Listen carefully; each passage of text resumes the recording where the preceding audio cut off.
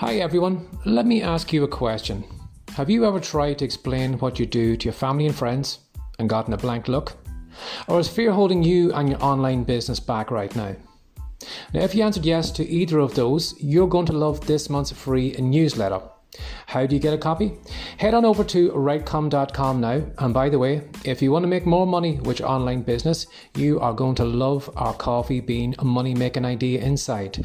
So head over to Writecom, that's WRITECOME.com, and you'll find the newsletter waiting for you over there. Hi, welcome to today's podcast episode from writecom.com. And today's podcast episode is entitled, Want to be in the money business? Well, do you? Do you want to be in the money business?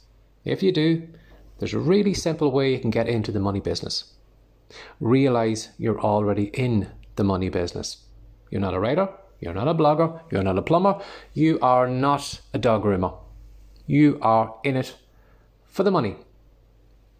And when you think about it for a moment, while you might have all these ideas of, I'm in it for the passion, or I'm in it because of this and that and the other, a dream, a goal, or whatever. Basically, if we boiled it down to the very essence of why you're doing the thing that you were doing, chances are good you're doing it for the money. If we look at any plumbing business, I doubt there's many plumbers with a passion. There may be, I'm sure we could probably find a handful, but I doubt not many plumbers spring out of bed in the morning saying, oh God, I hope there is plenty of blockages that I can unblock today. I hope there is plenty of leaks that I can fix today. I hope there's something I can do that is going to, make my passion, feed my passion or whatever. I doubt many of them's doing that. The reason that they are plumbing, the reason that they are providing the best service that they can is because they know if they provide a good service, they're probably going to hold on to their customers. They probably can charge them a little bit more, but they're doing it because they want the money. They are using the plumbing as a vehicle to get to the money. Now, when you look at your business through the lens of making money, you're going to look at it in a completely different way. You'll probably realize that you're not charging enough for your products. You'll realize that, you are not giving your customers and your followers enough buy buttons to click on. You'll realize that you shouldn't be kind of churning and burning through your customers. You shouldn't just be selling one thing to them and forgetting about them and then going off and looking for another customer. You'll start to think to yourself, okay, I sold a product to that person. I wonder would they like this product? Or I wonder if I created a second product that would help that person, which was maybe an advanced version of that product, and charge them more for that, and I brought it back to them again. I wonder would they buy that? And you start to realize that there are more ways to make money in your business. You're probably going to say to yourself, well, maybe I could be doing a line of physical products. Maybe I could be doing coaching. Maybe I could be creating t-shirts. Maybe I could be doing planners, calendars, one-on-one coaching, group coaching. I could be doing a lot of different things.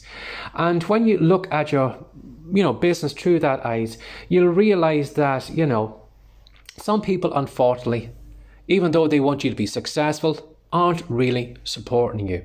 It's okay having a group of people who are cheerleaders on social media, who are rah-rah, who think you're the best thing ever. But sometimes you'll find when you put a product with a price tag in front of that audience, they will just scatter. And when you find that you have people like that, you'll realize that while they may be all rah-rah, motivating you, clapping you in the back and saying you're the best thing ever, they're not really there to support you. Because at the end of the day, if you're in the business of making money, well, then they should be happy to give you cash. They should be happy to support you. They should be happy to see you grow and, be able to take care of them in a better way. Because at the end of the day, if you're not making money, you're probably not going to be able to afford your hosting. You are probably not going to be able to afford your domain name. You are probably not going to be able to buy tools, software. You're probably not going to be able to hire virtual assistants who can help you with your content creation, or who could maybe purchase ads for you, whatever, because you're going to be solely limited because you're not making that much money. So at the end of the day, if they are not willing to support you financially, well then they're not really supporting you. And you'll find as well too, if you put up your prices, you will find some people that will bitch and moan, and they'll say you're getting too big for your boots. How dare you charge more than the $17 you've always charged me? How dare you expect me to pay $97? And you will find that, that your audience will change. You might have a smaller number of people, but the people that you will probably be tailoring with or tailoring to, because they're charging more for the products, you'll probably find that those people are actually taking action on the products you're selling. Some people will buy a $17 product off you, leave it on the hard drive and never actually work on it.